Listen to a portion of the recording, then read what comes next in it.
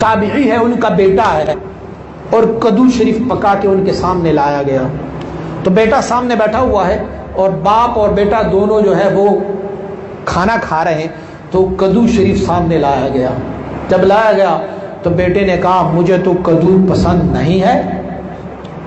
تو باپ نے فرمایا بیٹھو بیٹا. اٹھ کے کھڑا ہوا، آگے گیا، وہاں سے تلوار اٹھائے اور اس کی گردن اڑا دی اپنے بیٹے. لوگوں نے کہا کیا کیا آپ نے؟ کہا یہ میرے مصطفیٰ کریم کی پسند کو ناپسند کہہ دیتے ہیں، اسی لیے یہ جہنمی ہے، اس کا سر کاٹنا میرے لیے اجر و ثواب ہے، بھلے میرا بیٹا ہی. اب رہا چند صوفیاء کے واقعات کہ جی وہ فلاں بندے نے کھڑے ہو کے قاضی ابو یوسف کے سامنے کہہ دیا مجھے کدو پسند نہیں، تو وہ اندر سے تلوار نکال کے لے آئے. تو سر قاضی ابو یوسف جو کچھ کرتے رہے ہیں ہم تو اس کو کنڈیم کر رہے ہیں، ان کا ذاتی فعل ہے. اللہ کا شکر ہے کہ آپ یہاں پہ اگر کسی کے سامنے ایسی بات کرتے ہیں تو وہ تلوار نکالنے نہیں جائے گا. ویسے کوئی پاگل ہے تو لادہ بات ہے، کون کہے گا؟ گھر میں بچپن میں اللہ کے فضل سے آپ سارے لوگ ہی کدو کو بچپن میں ناپسند کرتے رہے ہیں. آج تک کسی باپ نے اپنی اولاد تو ذبح کوئی نہیں کی ہے قاضی ابو یوسف کے فتوے کے اوپر. پریکٹیکل مثال ہے، کدھر ہماری کلچرل نہیں ہے. اور یہ بھی یاد رکھیے گا کدو کا ناپسند ہونا کسی کو کوئی ایسا مسئلہ نہیں ہے. نبی علیہ السلام نے خود کئی چیزیں پسند نہیں فرمائی. بخاری مسلم میں آتا ہے کہ خالد بن ولید کہتے ہیں کہ گوہ کا گوشت لا کے رکھا گیا ہمارے سامنے، نبی علیہ السلام بھی بیٹھے ہوئے تھے، تو میں بڑے مزے لے کے کھانا شروع ہو گیا اور حضور میری طرف دیکھ رہے تھے کہ کتنے خوشی خوشی سے یہ کھا رہا ہے.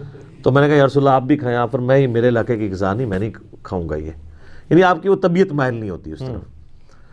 تو اب اس کی بنیاد پہ آپ یہ کہیں گے کہ نبی علیہ السلام نے اللہ تعالیٰ کی کسی نعمت کی کفران نعمت کر دیا ہے. تو یہ اللہ نے اتنی ساری چیزیں کیوں پیدا کی ہیں کہ کوئی کسی کو پسند ہوگی کسی کو. تو اس کی ناپسندیدگی کی وجہ سے یہ نہیں ہوتا کہ کوئی شخص نبی علیہ السلام سے نفرت کر رہا ہے، یہ آپ کا ذاتی شغف تھا. البتہ جو چیزیں آپ نے ایز اے دین تعلیم فرمائی ہیں سر اس میں تو ہم پھر پکڑیں گے. مثلا آپ علیہ السلام فرمایا تم میں سے کوئی شخص، صحیح مسلم میں حدیث ہے، اور میں مسلم کے حوالہ اس لیے دے رہا ہوں کہ ریٹن ریکارڈ ہے آپ کے لیے ہے کہ پوری امت کو پتہ ہے یہ عملی تواتر سے. آپ علیہ السلام نے فرمایا صحیح مسلم کی حدیث ہے کوئی شخص بائیں ہاتھ سے کھانا نہ کھائے، بائیں ہاتھ سے شیطان کھاتا ہے، تم کھانا دائیں ہاتھ سے کھاؤ. آپ کہتے ہیں مسلم شریف میں اتنے سخت الفاظ آ گئے، چھوڑ دیں. آپ ذرا مسلمانوں سے پوچھ لیں دنیا میں کون سا مسلمان ہے جو کہتا ہے الٹے ہاتھ سے کھاؤ. یہ حدیث کی کتابیں نہ بھی ہوں، بخاری مسلم کی شکل بھی نہیں کسی نے دیکھی ہوگی، وہ بھی آپ کو بتا رہا ہوگا، وہ بھی اپنے بچے کو سکھا رہا ہوگا دائیں ہاتھ سے.